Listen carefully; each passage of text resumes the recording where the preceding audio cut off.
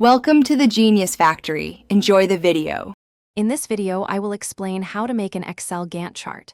First, open Excel and set up your data. You'll need columns for task names, start dates, and durations. Then, calculate the end date for each task by adding its duration to its start date. This foundational data is crucial for building your visual project timeline effectively. Now, let's create the visual. Select your start dates and insert a stacked bar chart. You'll see blue bars representing the start dates. Next, format these blue bars to be transparent, making them invisible. Then, add your task durations as a new series to the chart, which will form the visible Gantt bars. To make your chart more readable, reverse the order of the tasks on the vertical axis so they appear chronologically.